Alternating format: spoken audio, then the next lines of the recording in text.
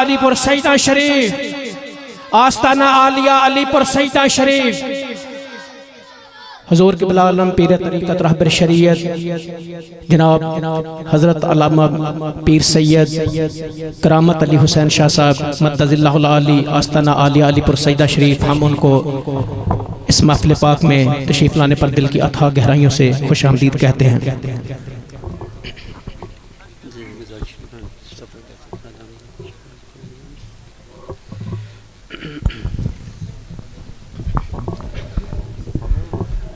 بسم اللہ الرحمن الرحیم۔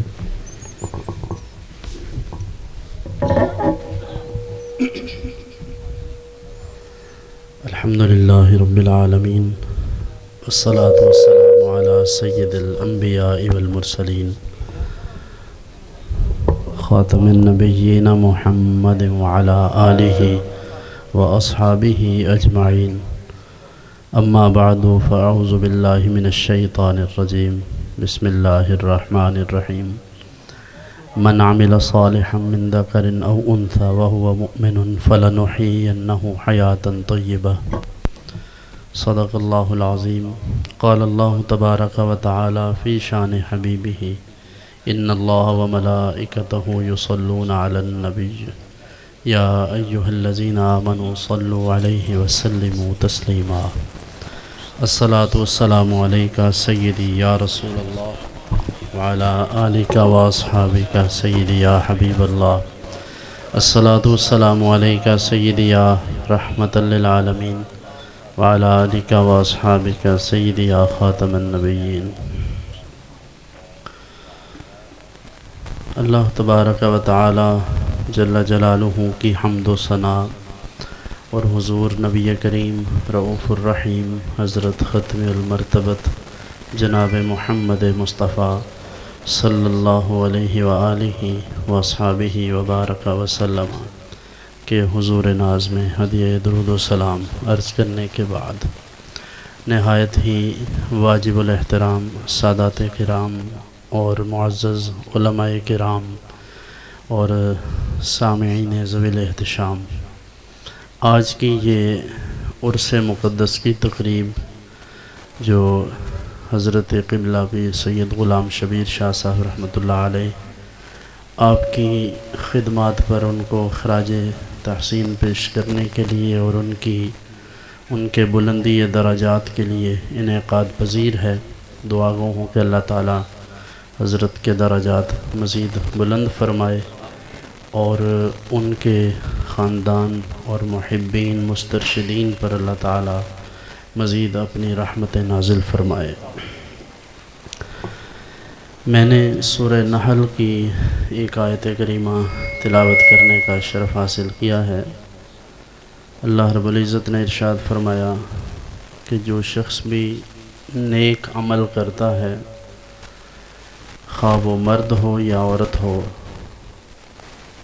اسے اگر ایمان کی دولت نصیب ہوئی ہے، یعنی ایمان لانے کے بعد عمل صالح اگر کسی کو میسر آ جائے تو ہم اسے پاکیزہ زندگی عطا فرماتے ہیں اور اس کے اعمال کا بہترین بدلہ عطا فرماتے ہیں۔ اللہ رب العزت کے مقبول بندے جب تک دنیا میں موجود ہوتے ہیں، اس وقت تک وہ اللہ رب العزت کی اطاعت، اللہ کے رسول صلی اللہ علیہ وسلم کی اطاعت اور اللہ کے ساتھ اپنا تعلق مضبوط کرنے کے ساتھ ساتھ مخلوق خدا کے ساتھ پیار، محبت، شفقت اور خدمت کا معاملہ کرتے ہیں، جس کے نتیجے کے طور پر اللہ تعالیٰ انہیں اس دنیا سے چلے جانے کے بعد بھی وہ مقام اور وہ درجات عطا فرماتا ہے جو عام بندے کے حصہ میں نہیں آ سکتے۔ اسی لیے ہم ان کو ہمیشہ یاد رکھتے ہیں اور انہیں اچھے الفاظ میں یاد کر کے اللہ کی بارگاہ میں دعا کرتے ہیں ان کے وسیلے سے کہ اللہ تعالیٰ ان کے صدقے ہم پر بھی اپنی رحمت نازل فرمائے، کیونکہ ہمیں جو ہدایت میسر آتی ہے جو اللہ رب العزت کی توفیق سے، اس میں بزرگان دین رحمہم اللہ کا بڑا حصہ ہے۔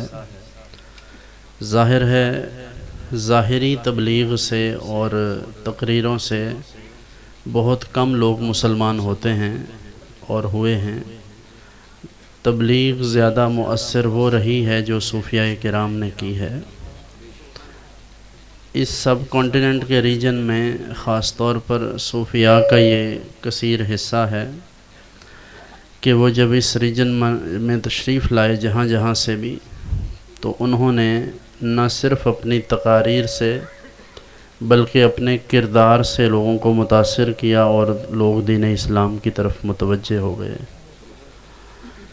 اس لیے آج بھی ضرورت اس امر کی ہے کہ ہم جب اللہ کی محبت میں اللہ رب العزت کے ساتھ اپنی اس الفت کو، محبت کو زیادہ کرنے کے لیے یا اللہ کا قرب پانے کے لیے کوشاں ہوں، تو کسی ایسے عبد صالح کی صحبت اختیار کریں جو اللہ رب العزت کی معیت اور اس کے قرب کا سزاوار ہو، اور وہ ہمیں بھی اللہ کی محبت کا کوئی جام پلا دے۔ اور یہ کوئی ایسی بات نہیں ہے جو قرآن کریم یا احادیث طیبات یعنی اللہ تعالیٰ اور اس کے رسول مکرم صلی اللہ علیہ وسلم کی تعلیمات سے ہٹ کر ہو، ایسا نہیں ہے۔ قرآن حکیم کو اگر ہم پڑھتے ہیں تو یہ تو ہماری عام لوگوں کی کیفیت ہے کہ ہم کسی ایسے بندے کی صحبت اور اس کی تربیت کے ضرورت مند اور حاجت مند ہیں جو ہمیں اللہ کی راہ کی طرف رہنمائی دے۔ قرآن حکیم تو یہ بتلاتا ہے کہ اللہ کے نبی حضرت سیدنا موسیٰ علی نبینا و علیہ الصلاۃ والسلام بھی اس حوالے سے حضرت جناب خضر علیہ السلام کی صحبت کے حاجت مند رہے۔ صحیح بخاری میں یہ واقعہ تفصیل کے ساتھ موجود ہے۔ رسول اللہ صلی اللہ علیہ وآلہ وسلم نے ارشاد فرمایا کہ حضرت موسیٰ علیہ السلام اپنی ایک مجلس میں تشریف فرما تھے، تو ان کی مجلس میں کسی نے ان سے سوال کیا کہ بتلائیے سب سے بڑا عالم کون ہے؟ تو جناب موسیٰ علیہ السلام نے فوراً یہ فرما دیا کہ میں عالم ہوں سب سے بڑا۔ اس پر اللہ رب العزت نے ارشاد فرمایا کہ اے موسیٰ، تمہیں یہ نہیں کہنا چاہیے تھا، تمہیں یہ کہنا چاہیے تھا کہ سب سے بڑا عالم اللہ ہے۔ حالانکہ جناب سیدنا موسیٰ علیہ السلام کی نیت تو یہ تھی کہ شاید پوچھنے والے کا مدعا یہ ہے کہ اس علاقے میں اس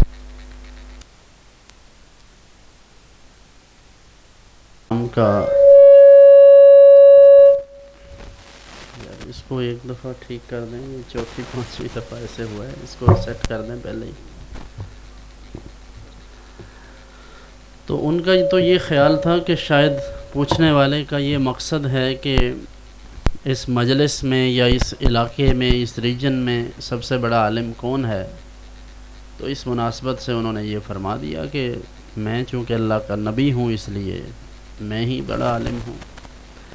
لیکن اللہ رب العزت نے ارشاد فرمایا کہ تمہیں ایسا نہیں کہنا چاہیے تھا۔ چنانچہ اس بات پر حکم ہوا کہ تم سے زیادہ عالم بھی اس دنیا میں موجود ہیں، میرے بندوں میں سے کچھ ایسے ہیں، لہٰذا تمہیں چاہیے کہ تم ان کی صحبت اختیار کرو۔ اب آپ اندازہ کیجئے، جو یہ کہتے ہیں ہم خود سے قرآن پڑھیں گے، خود حدیث پڑھیں گے، ہر چیز خود ہی سمجھ لیں گے، تو بھائی آپ گھر بیٹھ کر میتھمیٹکس کیوں نہیں سمجھ لیتے؟ آپ گھر بیٹھ کر اکاؤنٹس اور فائنانس کیوں نہیں سمجھ لیتے؟ تو کیا قرآن کریم ایسی کتاب ہے کہ جسے سمجھنا بالکل آسان؟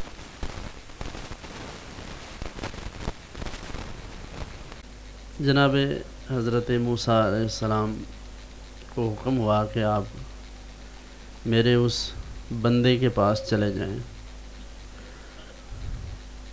اللہ تعالیٰ نے قرآن حکیم میں سورہ کہف کے اندر ارشاد فرمایا، فوجد عبدا من عبادنا آتیناہ رحمتا من عندنا وعلمناہ من لدنا علما۔ حضرت موسیٰ علیہ السلام اور جناب یوشع بن نون نے ہمارے اس بندہ خاص کو پا لیا جسے ہم نے علم لدنی عطا فرمایا تھا۔ وہ علم خاص جو اللہ رب العزت نے حضرت خضر علیہ السلام کو عطا فرمایا، اس علم کے حوالے سے حضرت موسیٰ علیہ السلام کی یہ خواہش ہوئی کہ وہ علم مجھے بھی حاصل ہو جائے۔ اس حوالے سے انہوں نے حضرت جناب خضر علیہ السلام سے یہ گزارش کی، هل اتبعک علی ان تعلمنی مما علمت رشدا، کیا میں آپ کی پیروی کر سکتا ہوں، آپ کی صحبت اختیار کر سکتا ہوں اس خاص علم کے لیے جو اللہ نے آپ کو عطا فرمایا ہے۔ اس سے اندازہ لگائیے کہ اگر اللہ کے نبی حضرت جناب موسیٰ علیہ السلام جیسی شخصیت کو کسی عبد صالح کی صحبت کی ضرورت پیش آ گئی اور اللہ نے حکم فرمایا کہ آپ جائیے، تو کیا عام مومنین کے لیے کسی عبد صالح کی صحبت درکار نہیں ہے؟ دیکھیے، ایک بنیادی سی چیز ہے، آپ اپنے بچے کو اسکول کیوں بھیجتے ہیں؟ تاکہ وہ علم حاصل کرے۔ سوال یہ ہے کہ یہ کام تو وہ والدین کریں جو خود نہیں پڑھے ہوئے، جو خود پڑھے لکھے ہیں، وہ خود کیوں نہیں پڑھا لیتے بچوں کو؟ ماؤں نے اکثر مائیں زیادہ، لڑکیاں زیادہ پڑھی لکھی ہیں اس معاشرے میں، تو کسی نے ایم ایس سی کی ہے، کسی نے بی ایس کیا ہوا ہے، ایم فل تک، پی ایچ ڈی تک پڑھتی ہیں۔ بچے بھی پڑھتے ہیں لیکن ان کی زیادہ توجہ باہر آوارہ گردی پر ہوتی ہے، اس لیے پڑھتے نہیں ہیں۔ تو مائیں جو ہیں وہ اچھا خاصا کوالیفائڈ ہونے کے باوجود بھی بچوں کو خود سے کیوں نہیں پڑھاتی؟ انہیں یہ کیوں ضرورت پیش آتی ہے کہ وہ کسی ادارے میں بچے کو بھیجیں؟ اس لیے کہ جو کام استاذ کر سکتا ہے وہ والدین نہیں کر سکتے۔ والدین کی اپنی جے ڈیز ہیں، استاذ کی اپنی جے ڈیز ہیں۔ استاذ نے اپنے جو ذمہ داریاں ہیں ان کو ادا کرنا ہے، والدین نے اپنی ذمہ داریوں کو ادا کرنا ہے۔ تو جو چیز کسی کی صحبت میں رہ کر سیکھی جاتی ہے اس کا تعلق ہوتا ہے صحبت کے ساتھ، کہ جس طرح کے انسان کی صحبت اختیار کی اسی طرح کا پھر اس کے اوپر اثر ہوتا ہے اس شخصیت پر۔ تو حضرت جناب موسیٰ علیہ السلام نے حضرت خضر علیہ السلام سے عرض کیا کہ آپ مجھے اپنے ساتھ رکھ لیں، تو پیشگی انہوں نے یہ بات ارشاد فرما دی، اِنَّكَ لَن تَسْتَطِيعَ مَعِيَ صَبْرًا، تمہارا میرے ساتھ گزارا نہیں ہو سکے گا، تم سے صبر نہیں ہوگا، تم اس کی استطاعت نہیں رکھتے۔ چنانچہ انہوں نے پھر گزارش کی کہ میں آپ کی بات مانوں گا، آپ مجھے ساتھ رکھ لیں۔ 3 واقعات ہوئے۔ یار اس کا شور بہت ہے، اگر آپ پیچھے کی طرف کر دیں یا تھوڑی دیر روک لیں پھر بات کرنے میں آسانی ہوگی۔ اینڈ پہ آپ کر لیجئے گا ایک دفعہ، بہت شکریہ آپ کا۔ سفر کے لیے نکلے، حضرت جناب خضر علیہ السلام نے ایک بچے کو دیکھا، اور اللہ تعالیٰ نے انبیاء کرام علیہم السلام کو جو علوم عطا فرمائے ہوتے ہیں، اس علم کے سبب آپ نے یہ جان لیا کہ یہ بچہ بڑا ہو کر کیا کرے گا، والدین کے لیے، خاندان کے لیے تکلیف کا، اذیت کا باعث ہوگا اور کفر پر اتر آئے گا، لہٰذا وہ تھپڑ مارا اسے اور وہ مر گیا۔ اس کے بعد کشتی میں سفر کرنا چاہتے تھے، انہوں نے سوار کیا، حضرت نے اس میں سوراخ کر دیا۔ پہلے تو بچے کے معاملے پر جناب موسیٰ علیہ السلام گویا ہوئے، ظاہر اللہ کے نبی ہیں، نبی کا کام ہی شریعت کی پاسداری ہے، بلکہ نبی کے تو عمل سے شریعت بنتی ہے۔ تو موسیٰ علیہ السلام نے کہا یہ کیا؟ انہوں نے کہا میں نے تمہیں نہیں کہا تھا کہ تم سے صبر نہیں ہوگا؟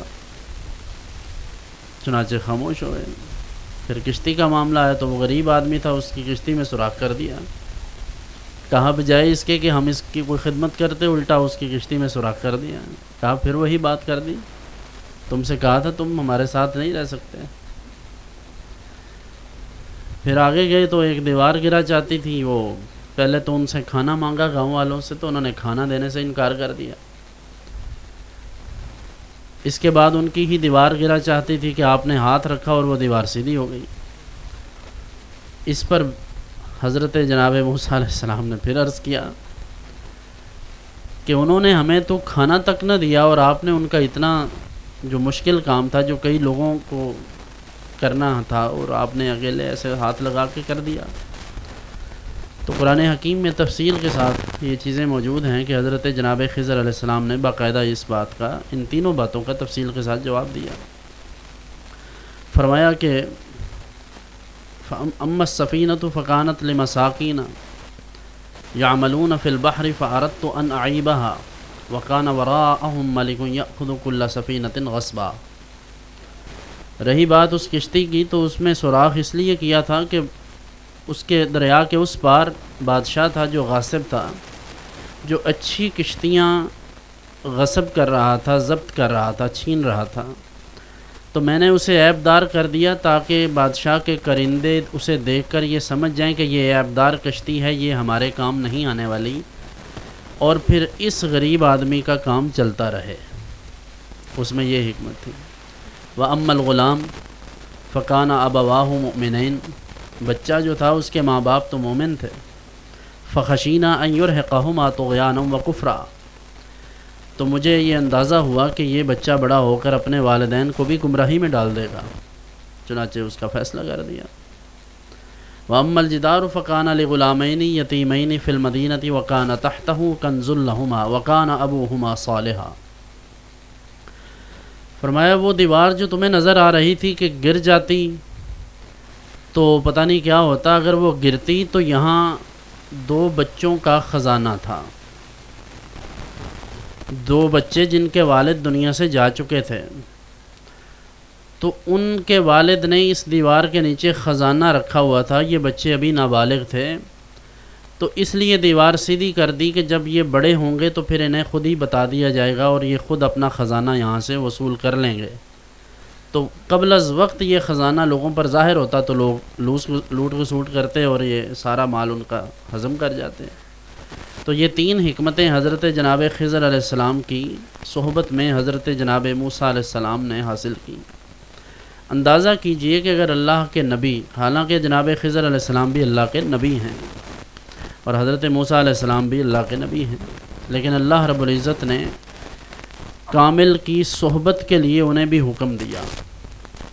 چنانچہ آج قرآن حکیم کو سمجھنے کے لیے، احادیث طیبات کو سمجھنے کے لیے صالحین کی صحبت ہمیں بھی درکار ہے، لیکن شرط یہ ہے کہ وہ جو عبد صالح ہے وہ خود بھی شریعت کے ان معیارات پر پورا اترتا ہو، وہ خود بھی پابند شریعت ہو، کیونکہ اللہ کا ولی کبھی بھی خلاف شرع کام نہیں کرتا، ڈیلیبریٹلی تو بالکل نہیں کرتا، یعنی شعوری طور پر جان بوجھ کر نہیں کرتا۔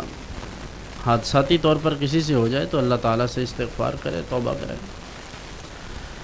اور خانقاہی نظام کا جو نظم ہے، یعنی جو اس کا طریقہ کار ہے یا اس کا مقصد جو ہے، بنیادی طور پر تربیت ہے۔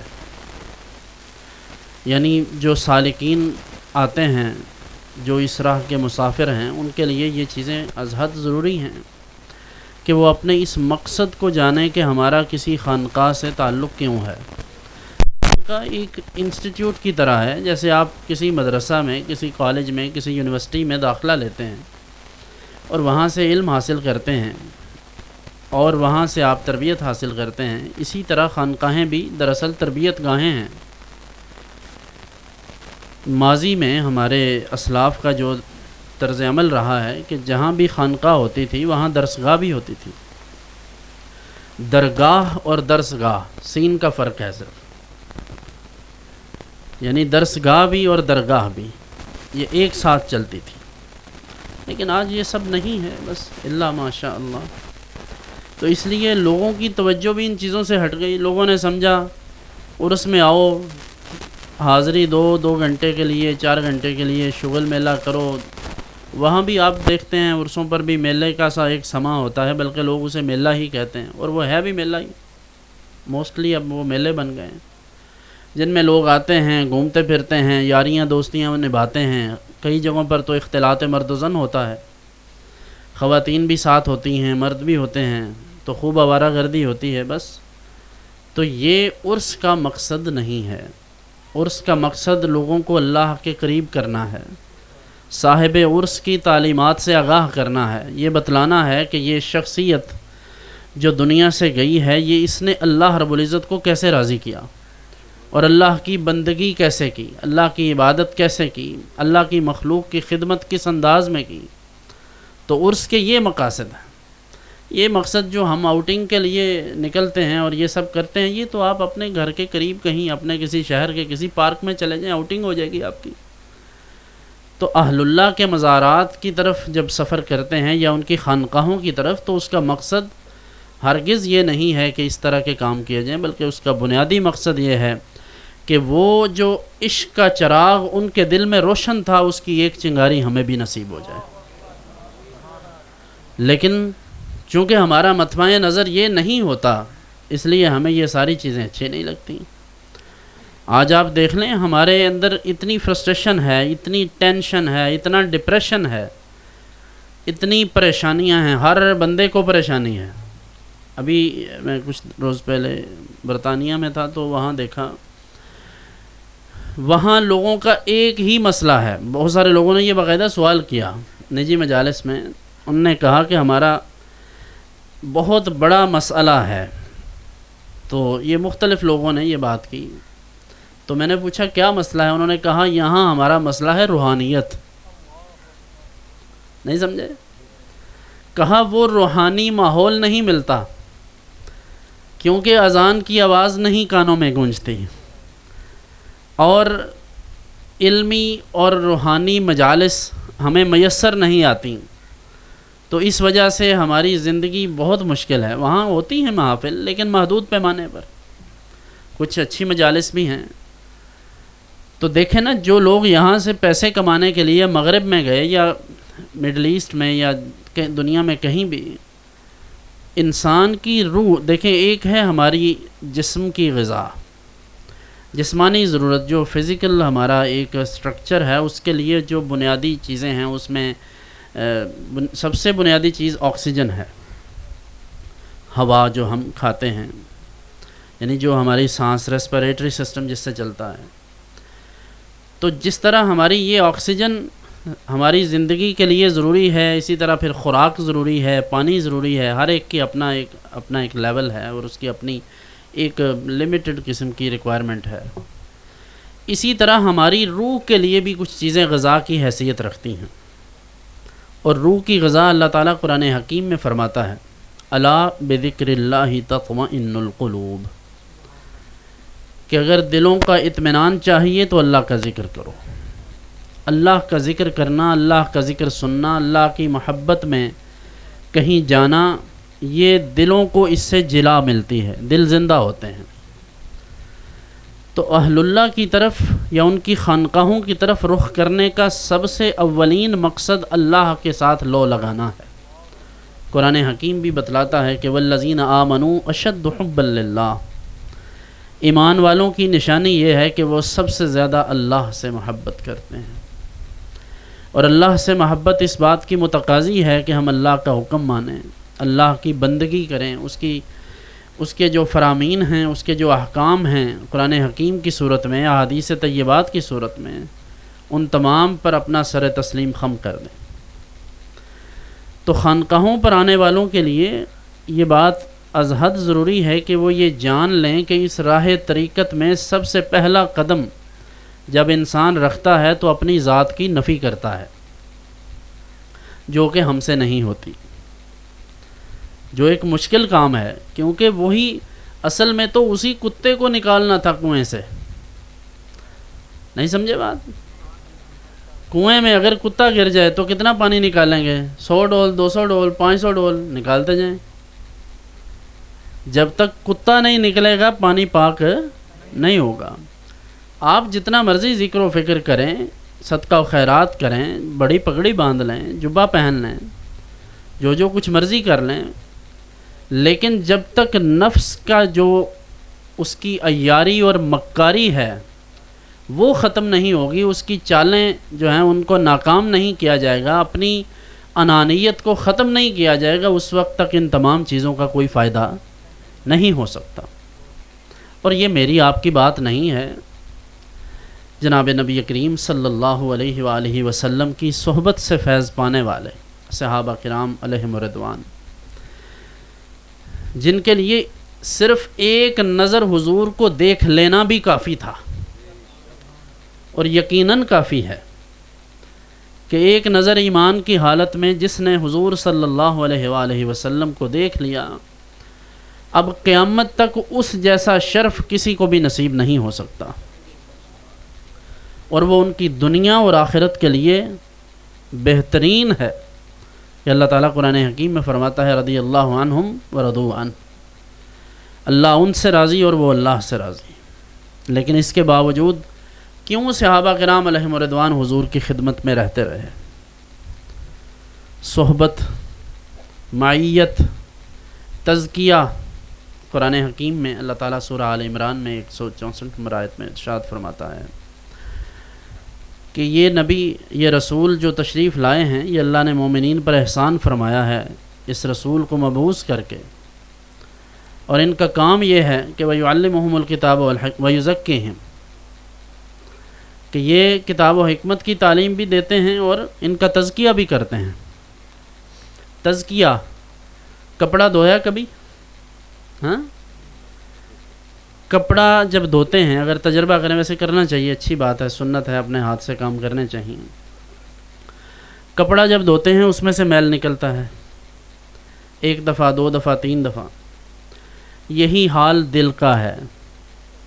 اللہ کے نبی کا یہ کام ہے کہ وہ اپنے پاس بیٹھنے والوں کا دل اس طرح صاف کریں جیسے ہم کپڑا دھو کر صاف کرتے ہیں، دل کا سارا میل کچیل نکل جائے اور اللہ تعالیٰ کی محبت اور اللہ کے رسول کی محبت اس میں پڑ جائے۔ بال چراغ عشق دا میرا روشن کر دے سینہ، دل دے دیوے دی روشنائی جاوے وچ زمینہ۔ تو جب اللہ تعالیٰ کسی کا باطن روشن کر دیتا ہے، پھر اسے یہ دنیا کی تمام حقیقتیں نظر آنا شروع ہو جاتی ہیں، اسے پتہ چل جاتا ہے کہ یہ کیا ہے۔ اسی لیے آپ نے دیکھا ہوگا، پڑھا بھی ہوگا، آپ نے سنا بھی ہوگا، انبیاء کرام علیہم السلام کے احوال پڑھیں، اولیاء کرام کے احوال پڑھیں، اتنی مشکلات انہیں پیش آئیں، لیکن انہوں نے اطمینان کے ساتھ وقت گزارا، کبھی واویلا نہیں کیا۔ میں ایک قریبی عزیز کو جانتا ہوں، ان کی جوان سال بچی فوت ہوئی اور بڑا صدمہ تھا ان کے لیے، لیکن وہ اچھے نیک خو بندے ہیں، ہماری برادری کے ہیں، سید صاحب ہیں۔ تو میں نے انہیں دیکھا کہ مجھے لگا کہ یہ بہت واویلا کریں گے، بچی کی عمر بھی 20 سال تھی، 19.5 سال، لیکن میں نے انہیں دیکھا تو میں پریشان ہو گیا۔ تو انہوں نے دیکھ کر صرف یہ جملہ کہا کہ یا اللہ تیری جمع مرضی، بس، اس کے علاوہ کچھ بھی نہیں۔ لیکن یہ تو ہے ذاتیات کی بات، جب اپنی ذات کا معاملہ ہو پھر یہ حال ہے، اور جب حدود اللہ کی بات آئے، اللہ کی اطاعت کی بات آئے، تو میر عبد الواحد بلغرامی علیہ الرحمہ نے لکھا ہے کہ حضرت شیخ نصیر الدین چراغ دہلی علیہ الرحمہ، ان کو بادشاہ وقت نے مجبور کیا، کہا کہ آپ ہمارے پاس آئیں اور کوئی خدمت ہم آپ کو دیں گے اور آپ کو وہ پوری کرنا ہوگی۔ صوفیاء کرام کا سب سے جو بڑا طرہ امتیاز ہے، جو ان کا مابہل امتیاز ہے، وہ ہے استغنا، لوگوں سے بے پرواہی۔ کوئی تگڑا بندہ ہے، کوئی ماڑا ہے، بڑا ہے، چھوٹا ہے، اس بات کی پرواہ نہیں کرتے، یہاں تک کہ بادشاہ وقت بھی ہو تو وہ اسے خاطر میں نہیں لاتے۔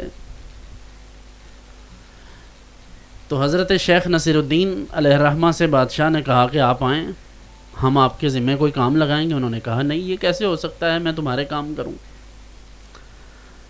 چنانچہ بادشاہ کو غصہ آیا، اس نے سزا دی، بڑی سزا کاٹی آپ نے، بڑی سخت سے سخت سزائیں دی، مشکلات پڑ گئیں بڑی۔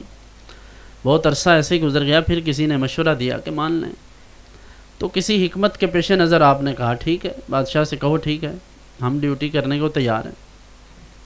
اب آپ اندازہ کیجئے گا اس واقعہ سے کہ جب ان کی اپنی ذات کی بات آئے تو پرواہ نہیں کرتے، لیکن جب شریعت کی بات آئے تو پھر کیسے پرواہ کرتے ہیں، یہ آپ دیکھیے اس بات میں۔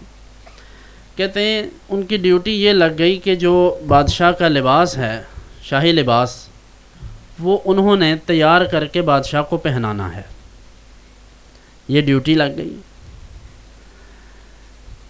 تو بادشاہ کو یہ معمول میں کپڑے پہناتے تھے، جبہ وغیرہ، اور پھر وہ روانہ ہو جاتا تھا اپنے کاموں پر۔ ایک روز حضرت نے نماز عصر کا ارادہ کیا، وقت شروع ہو گیا، تو ادھر بادشاہ کا پیغام آ گیا کہ میرے کپڑے تیار کریں اور مجھے پہنائیں، لباس تیار کر دیں شاہی۔ تو آپ نے فرمایا کہ بادشاہ سے کہو کہ نماز کا وقت ہے تو میں ابھی یہ کام نہیں کر سکتا۔ تو انہوں نے مجبور کیا، خواہی نہ خواہی انہوں نے، حضرت شیخ نے قبول کیا اور کہا ٹھیک ہے میں پہنا دیتا ہوں۔ تو جبہ پہنا رہے تھے آپ اسے، تو غصہ تھا کہ میری نماز قضا ہو رہی ہے، قضا ہوئی تو نہیں تھی لیکن وقت میں گنجائش کم ہوتی ہے اس وقت، جو عصر کے وقت میں۔ تو آپ کو غصہ آیا، تو آپ جب اس کے بٹن بند کر رہے تھے تو بے ساختہ ان کے منہ سے ایک جملہ نکلا۔ انہوں نے فرمایا کہ بندد نصیر الدین و کشاید غسال، یہ بٹن بند تو نصیر الدین کر رہا ہے لیکن اب کھولے گا غسل دینے والا۔ بس اتنی بات تھی کہ بادشاہ سوار ہوا، نکلا تیار ہو کر، گھوڑے پر سوار ہوا، تو اسے نہ جانے کیا ہوا، وہ بدک گیا یا کیا ہوا، تو گرا، اس کی کمر ٹوٹی اور فوت ہو گیا۔ تو حضرت امیر عبدالواحد بلغرامی علیہ رحمہ نے بڑا دل نواز تبصرہ کیا ہے اس پر۔ انہوں نے کہا کہ دیکھیں، جب اپنی ذات کی بات تھی اس وقت تک سخت سے سخت سزائیں آپ نے برداشت کیں، کوئی بات نہیں کی، لیکن جب اللہ کے دین کی بات آئی، نماز کی بات آئی، اللہ کی بندگی کی بات آئی تو برداشت نہیں کیا۔ اور دوسری بات یہ بھی ہے ان لوگوں کے لیے جو کہتے ہیں کہ یہ لوگ کچھ نہیں کر سکتے، ان کی خدمت میں گزارش ہے کہ یہ بتلائیے وہ کیا نہیں کر سکتے۔ حضرت شیخ نصیر الدین کے منہ سے یہ بات نکلی تھی نا کہ باندھ تو میں رہا ہوں بٹن، یعنی بٹن میں بند کر رہا ہوں لیکن کھولے گا غسل دینے والا اس پٹے پر۔ تو دیکھیے جیسے ہی انہوں نے یہ بات کی ساتھ ہی پوری ہو گئی، اس لیے کہ جب اللہ رب العزت کسی کو اپنا قرب عطا فرماتا ہے تو پھر اسے یہ اختیارات عطا فرماتا ہے کہ وہ جو اللہ سے عرض کرتے ہیں اللہ ان کی بات ٹالتا نہیں ہے۔